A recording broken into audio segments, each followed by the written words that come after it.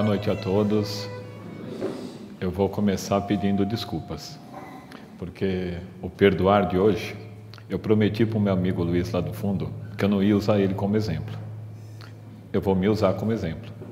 E aí, para completar essa frase do perdoar, se eu vou me usar como exemplo, eu vou colocar porque é tão difícil. Porque eu tive uma dificuldade enorme de aprender sobre isso. Mas enorme, grande demais. E eu vou tentar explicar mais ou menos como foram as minhas dificuldades. Eu espero que ninguém se assemelhe a mim, de coração. Tomara que eu fale, e vocês façam assim no final. Ainda bem que eu não sou igual essa pessoa que está aí na frente.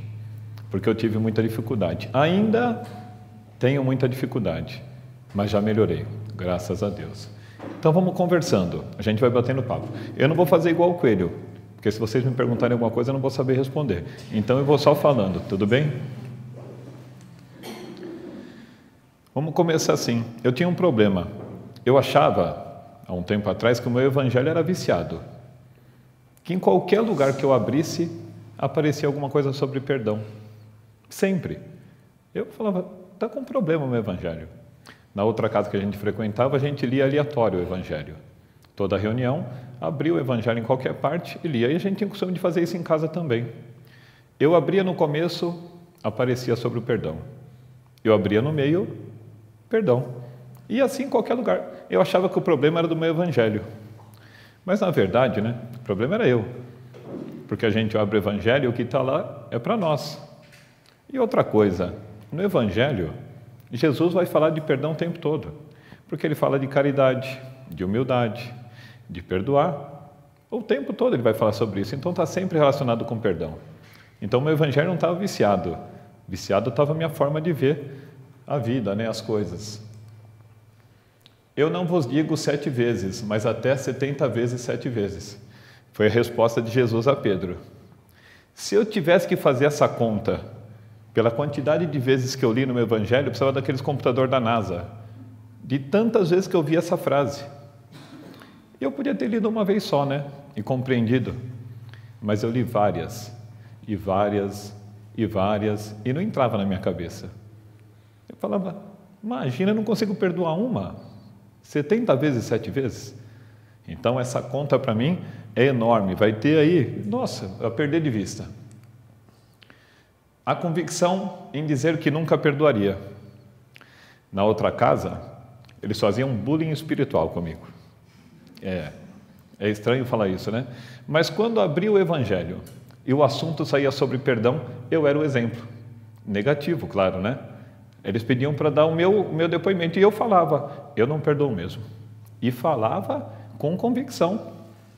E aí eu virei exemplo negativo. Pensa que eu mudava com isso? Eu até acho que tinha algumas pessoas que pensavam como eu, mas ficavam quietinhos. Eu falava, não perdoo. O que eu podia fazer? Era verdade. Então eu falava com muita convicção. Chegou um momento que eu comecei a mudar o meu pensamento. A mudança de pensamento, mas não de atitude. Eu comecei a entender que era importante perdoar. Mas quem disse que eu falava que perdoava? Então eu podia até dar como conselho. Eu podia falar assim para a Cristina, Cristina, perdoa que é tão bom. Mas você perdoa? Não. Eu não perdoo porque eu não consigo, mas é bom perdoar. Eu comecei a mudar meu pensamento. Isso começou, foi assim, eu fui numa palestra do Dr. Lair Ribeiro. E no momento estava o pai do Ives Zota, que hoje é vereador, acho que deputado, antes dele se meter em política. Foi logo depois que aconteceu o problema com o filho dele. E ele deu um depoimento para nós, que ele perdoava o assassino do filho dele, e ele falava em perdão, e você escutava e falava, ele perdoou mesmo.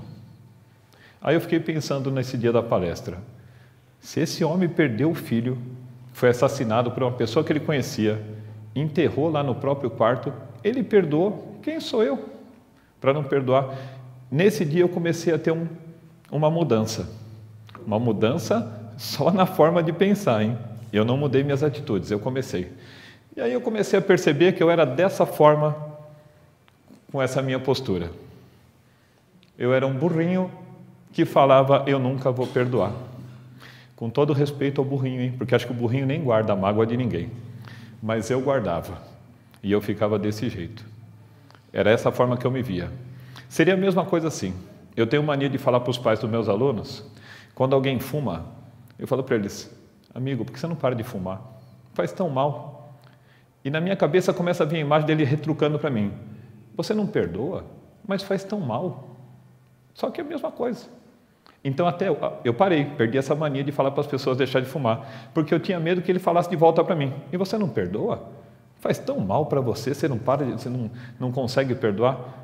Então, as minhas mudanças começaram assim, com esses pensamentos, com o Dr. Laí Ribeiro, com o pai do Ives, e com essa coisa do cobrar dos outros algumas coisas, e eu não fazia uma tão simples, que só dependia de mim.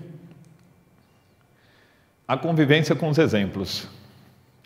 Nós somos em 3 irmãos. Era assim em casa. Meu pai, espanhol, teimoso que nem uma porta. Minha mãe, tranquila.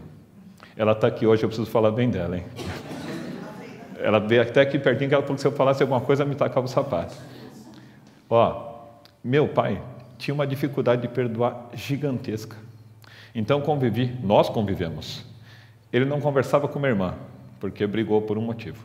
Não conversava com um tio, que morava em Suzano. Conviveu com ele um tempo, depois brigou por algum motivo, ficou mais um tempo sem falar. Tinha uma prima dele, também não se falava. E era assim, não vou. Vai estar lá, não vou, não converso. Em contrapartida, minha mãe está nem aí com nada. Se pisar no calo dela não tinha problema, se xingasse não tinha problema. Passava um tempo, ela logo esquecia. Mas só que no meu jeito de ver a coisa, o meu pai estava certo. E minha mãe estava errada. Eu escolhi o exemplo errado para seguir. Provavelmente meu pai está aqui assistindo também agora, deve estar pensando, eu também errei. Mas foi o que eu vi, foi o exemplo que eu tive. Então nós precisamos tomar cuidado com isso, escolher o exemplo certo. E também sermos o exemplo certo, hein? Vamos falar sobre isso. Essa aqui, ó, eu tirei de um artigo do Isamitiba, que é um psiquiatra, já se foi, está desencarnado.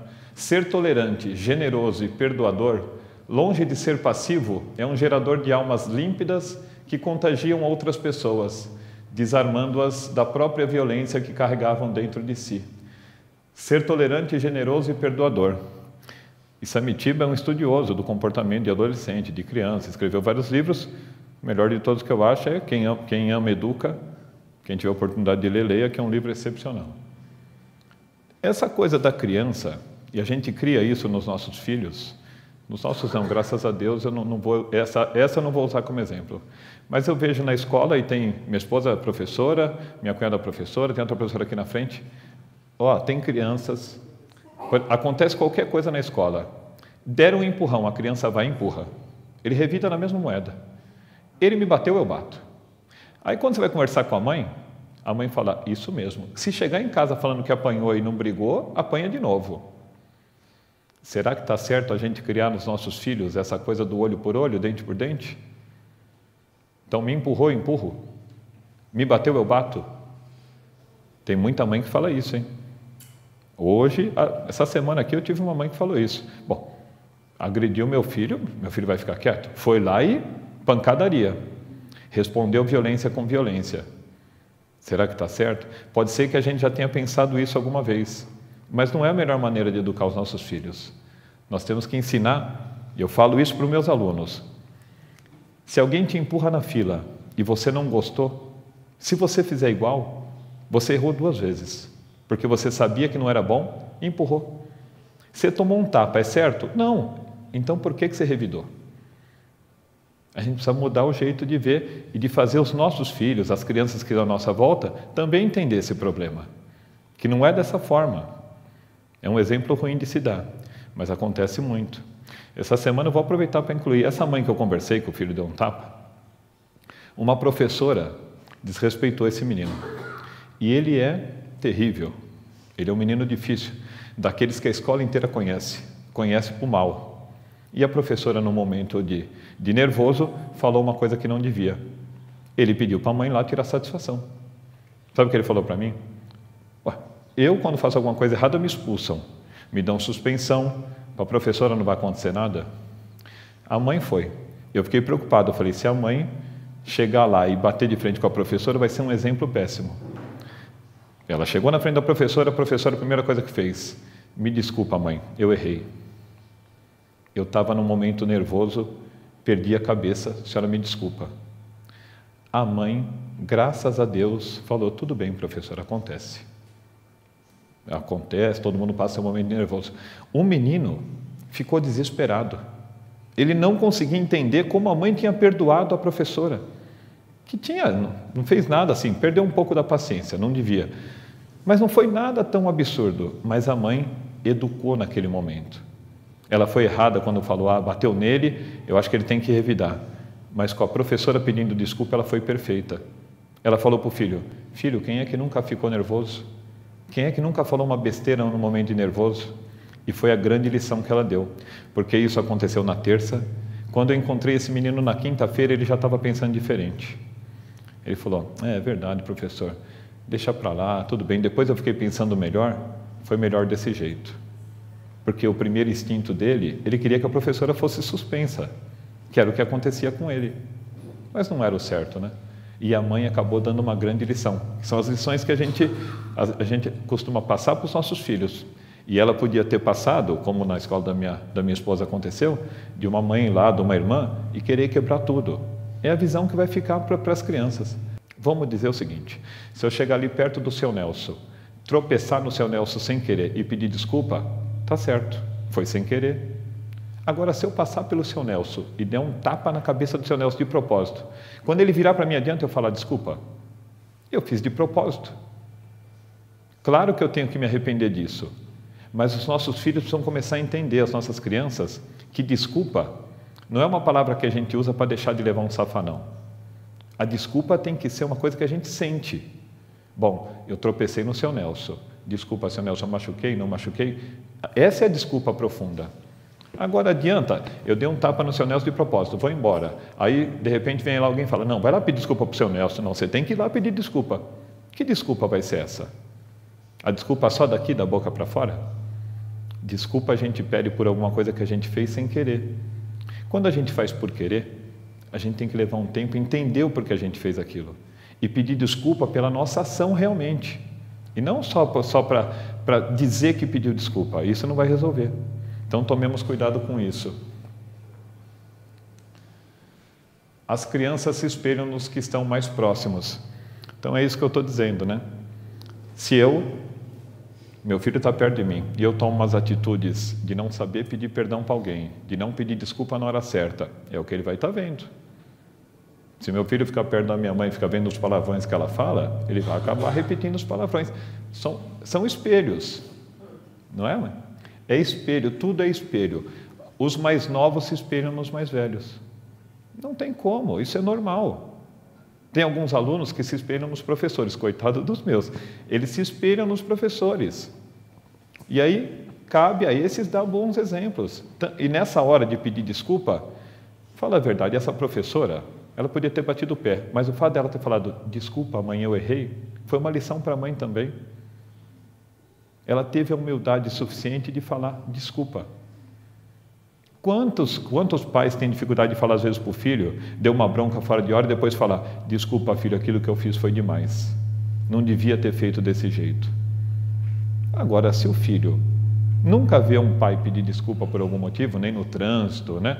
Nem em lugar nenhum, como é que ele vai aprender a falar o desculpa verdadeiro? Nunca vai aprender. Se os seus filhos perguntarem qual o caminho para perdoar, estejam preparados para responder, porque não dá para procurar o perdão como a gente procura Pokémon. Se colocar no Google sobre o perdão, lá no Waze, sabe onde vocês vão parar? Lá perto de Atibaia, Bom Jesus dos Perdões, que eu coloquei para ver o que dava. Vão parar em Bom Jesus dos Perdões. Então seria bom que a gente começasse, o melhor caminho é seguir os ensinamentos de Jesus. Vamos falar assim, mas nós vamos falar de Jesus com as crianças? Vamos. A gente fala de futebol, comenta o filme, por que não falar de Jesus? Precisa pegar a Bíblia e ficar lendo a Bíblia? Não, mas pega uma passagem que Jesus tem alguma lição e comece a colocar na vida dos seus filhos, das crianças que estão por perto. É importante demais que eles comecem a aprender da forma certa. Então, Jesus é o caminho, mas eu aconselho a não apresentar esse Jesus, porque muitas crianças só se lembram desse Jesus, crucificado e sofrendo. A gente tem que apresentar um Jesus assim, sorrindo, vivo, esse Jesus aqui, ó, representa o Jesus que a gente tem que ensinar para os nossos filhos. Jesus não está lá crucificado sangrando. Jesus é esse, que deve ter dado muita risada quando passou por aqui, mas a gente só imagina um Jesus sério, né? Com a cabeça pensa, não, ele deve ter dado risada pra caramba, ele conviveu com a gente. Por que a gente tem que ter a imagem de Jesus na cruz, coroa de espinhos, sangue escorrendo? Não pode ser. E para os nossos filhos também não, ficar usando o crucifixo com Jesus. Esse é o Jesus que a gente tem que... E ele é charmoso, hein? O bichão é charmoso.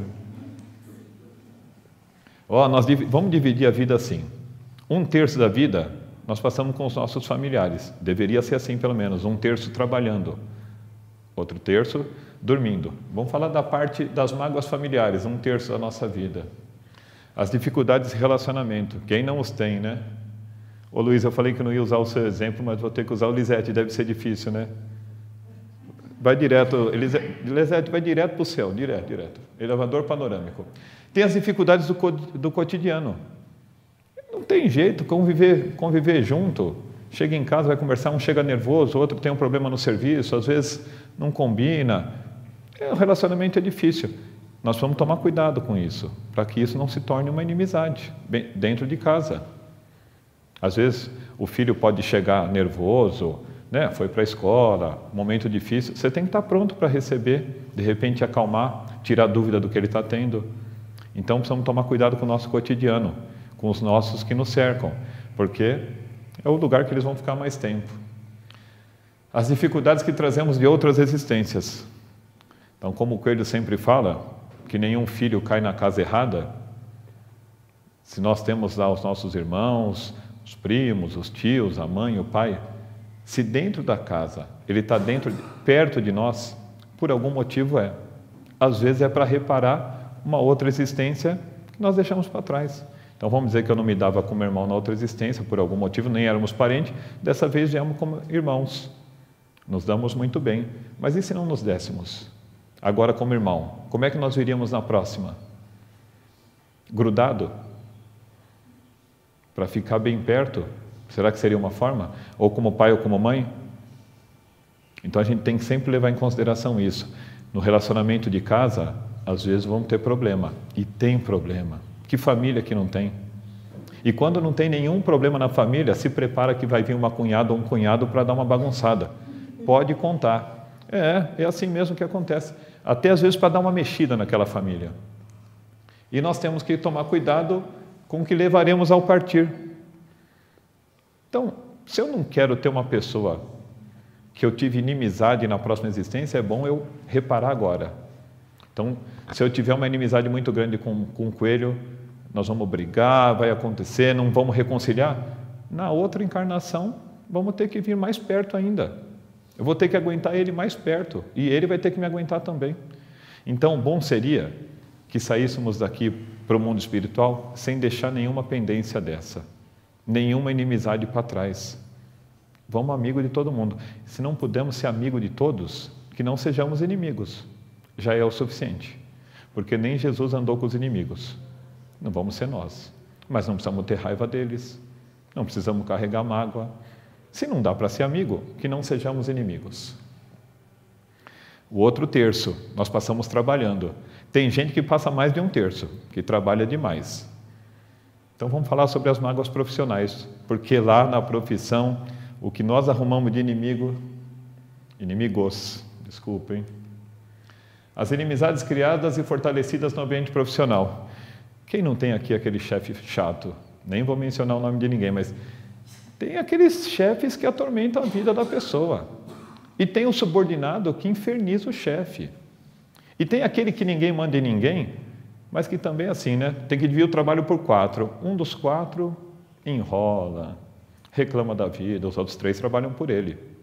Aí reclama daquele lá, e aí começa, conversinha na hora do café, reclamando daquela pessoa, e aí vai e começa. E vem um dia que está nervoso, não fala bom dia. Bom dia por quê? O outro tá... E assim começam as inimizades no trabalho. Quando você vai ver, você não suporta olhar para a pessoa.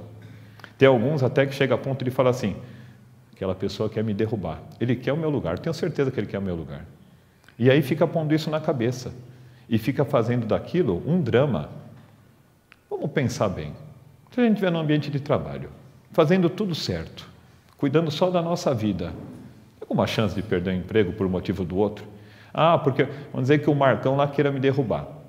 Ué, se eu fizer o meu trabalho, tratar todo mundo bem, não der conversa para as fofocas, qual o motivo que eu vou estar dando para ser mandado embora?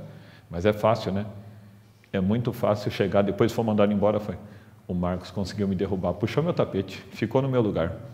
A gente só faz isso, a gente costuma nos colocarmos em lugar de vítima. Nos colocamos na posição de vítimas e não enxergamos nossos erros. É difícil alguém falar assim, eu fiz coisa errada lá no emprego. Eu tenho consciência que eu fiz errado, por isso que eu fui mandado embora. É que nem batida de carro, né? Já viu alguém bater o carro e falar, eu fui o culpado? É difícil, hein? É difícil, é difícil. Por mais que a outra pessoa seja culpada, assim, a culpa era minha, mas eu arrumo um jeitinho de colocar um pouco da culpa no outro. Eu não consigo assumir completamente a culpa. Eu vou dar um exemplo. Essa historinha aqui é uma historinha, mas que vale a pena a gente aprender. Tem muita gente aqui que deve conhecer. O funcionário insatisfeito e as melancias. Diz que tem uma empresa, o dono da empresa estava lá, chegou um funcionário bem antigo, pediu licença, entrou meio bravo, batendo os pés. Aí o dono da empresa era tranquilo, falou, senta, vamos conversar. E o cara nervoso, falou, o que foi, que eu posso te ajudar? Ele falou, esse estagiário novo que chegou aí quer me derrubar. Ele quer o meu lugar, ele chega novo, ele acha que é cheio de ideia, que todo mundo aqui é errado, ele está querendo derrubar todo mundo. O chefe falou, o dono da empresa falou, calma, não fica nervoso, vamos conversar, você me faz um favor antes? Ele falou, faço, mas eu tenho que resolver isso hoje. Ele estava irredutível. Ele falou, não, a gente resolve, faz um favor para mim. Tem uma barraca de fruta lá embaixo, será que você pode ir lá? Porque eu estou com vontade de servir melancia na hora do almoço para os funcionários. Está muito calor, eu acho que o pessoal vai gostar. O que você acha? Ele falou, eu vou, mas quando eu voltar a gente conversa. Ele falou, tudo bem. Esse funcionário antigo desceu, foi na barraca de fruta, voltou rápido, questão de 10 minutos, sentou, ele perguntou, tem melancia na barraca? Esse funcionário antigo falou, tem melancia. Ele falou, então tá bom. Ele falou, e o meu problema, vamos resolver? Ele falou, espera um pouquinho, você pode ir lá chamar o estagiário novo? Ele falou, vou. Foi lá, bateu o pé de novo e foi. Veio com o estagiário chegou tranquilo, não sabia o que estava acontecendo. O dono da empresa falou para o estagiário, você faz um favor para mim? Contou a mesma história. Eu quero dar melancia na hora do almoço. Será que você pode descer na barraca e perguntar se tem melancia? O estagiário, com um sorrisão no rosto, foi lá, em 5 minutos, voltou. Chegou lá, o dono da empresa falou para ele, e aí, tem melancia lá? O estagiário falou assim, tem melancia, cada melancia custa R$20. Se a gente comprar mais de 10 unidades, sai por 15. Ele falou, se a gente encomendar melancia agora, ele corta a melancia e já entrega aqui cortada.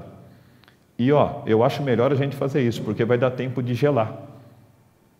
Aí o dono da empresa falou, muito bom. Ele falou, inclusive eu já deixei reservado uma quantidade. O telefone está aqui, se o senhor quiser, é só ligar e confirmar. Aí o dono da empresa falou, muito obrigado, pode voltar para o seu lugar. O estagiário saiu da sala e foi embora. O dono da empresa olhou para aquele funcionário antigo e falou, bom, vamos lá, vamos resolver seu problema, o que é mesmo? Ele falou, nada não, vim só te falar bom dia. E saiu da sala. Porque olha bem a diferença do que um fez para o que o outro fez. E aquele funcionário antigo, que achava que sabia tudo, e foi lá fazer uma função que o dono da empresa pediu, ele fez. Trouxe a resposta, tem melancia. E o outro trouxe tudo e já deixou até encomendado. Então esse funcionário antigo não conseguia enxergar o erro dele. Ele só fez o que pediu. E provavelmente o estagiário chega na empresa, ele não quer derrubar ninguém. Ele quer chegar lá e botar tudo aquilo que ele está com vontade de fazer, porque quando a gente tem 23, 25, 27 anos, a gente quer fazer tudo. Tudo. Dá para falar assim, pega ali um saco, você pega 10 sacos. Você quer fazer tudo. E já o funcionário antigo, ele já está acomodado naquela vida dele, tranquila. Então a gente não enxerga. E provavelmente esse funcionário antigo não enxergava o que estava acontecendo. Quando ele viu acontecer, desistiu da reclamação.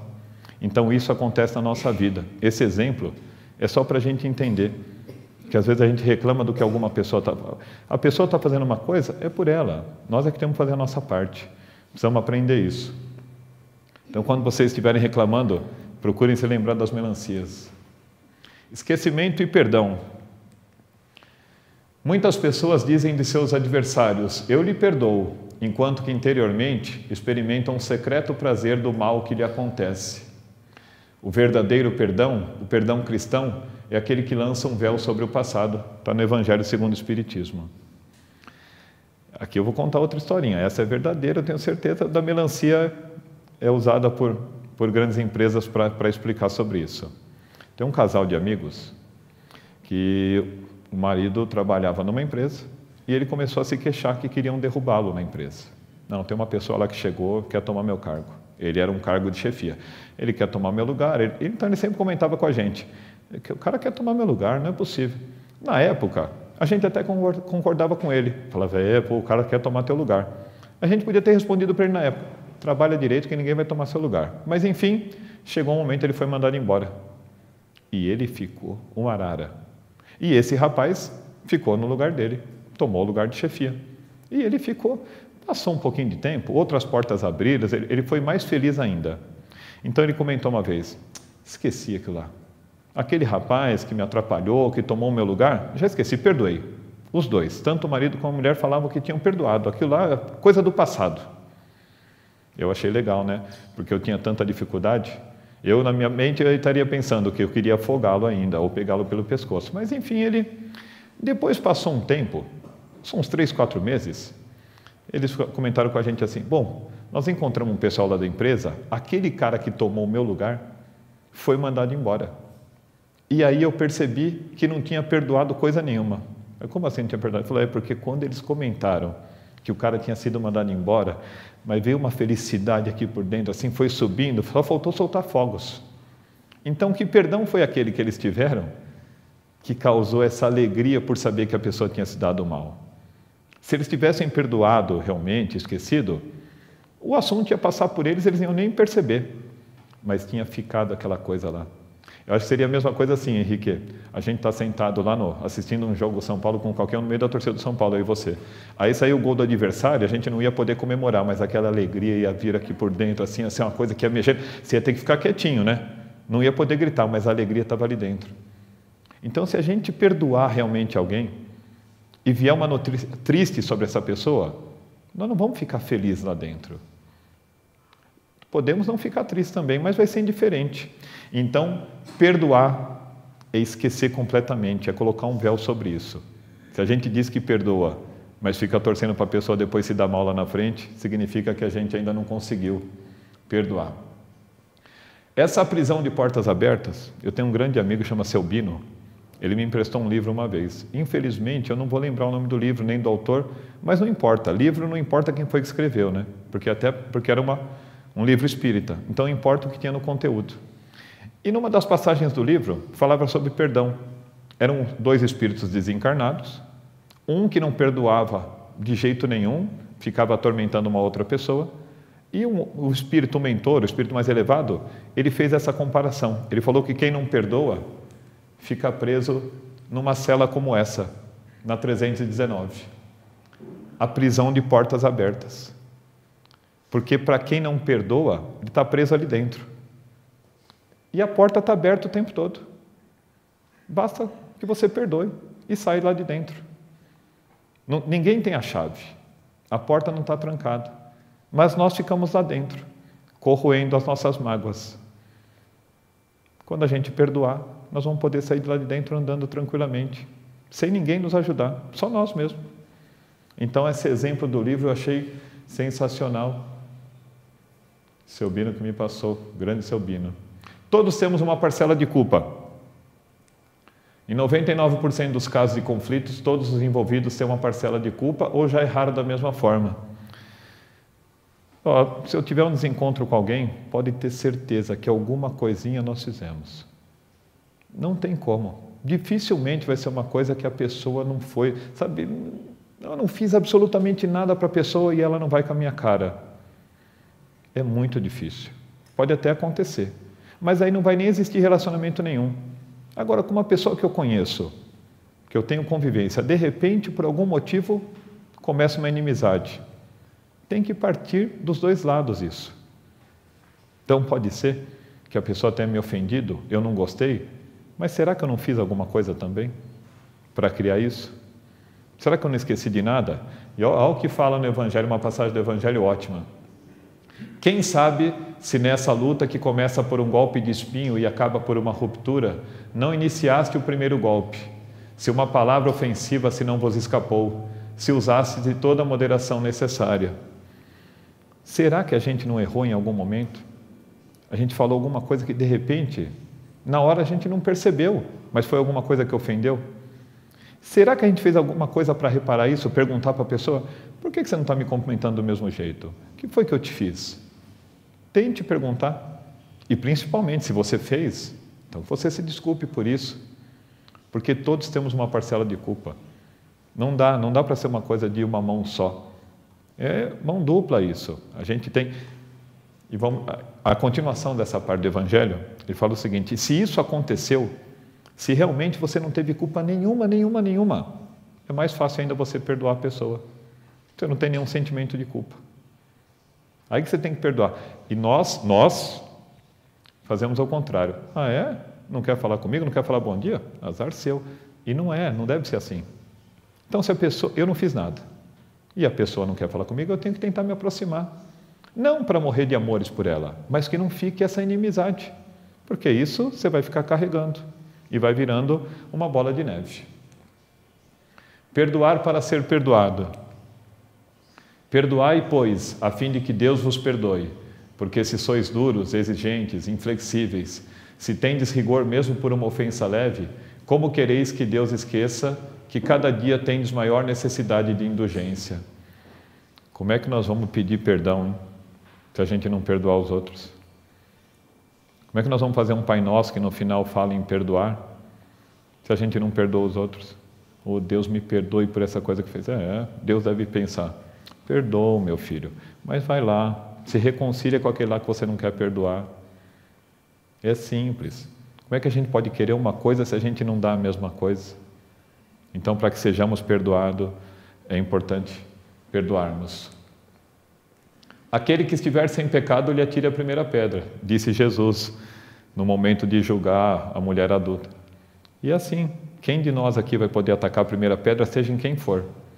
Como é que nós vamos julgar esse inimigo que nós estamos criando? Ou essa inimizade que está crescendo? Não posso. Eu brinco muito com meus alunos que eu falo que Deus deu para cada macaco um rabo, porque aí cada macaco toma conta do seu rabo. E para nós, Ele deu uma vida para cada um toma conta da sua.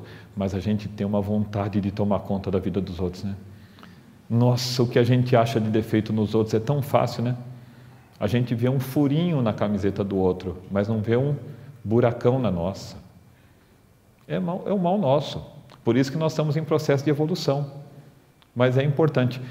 E se a gente reparar bem, a gente vai perceber nos erros dos outros, quando a gente enxerga o erro dos outros, pode ter certeza que esse é um que você carrega. Porque a gente enxerga mais fácil o erro das pessoas. Bom, eu achei um erro lá no Acácio.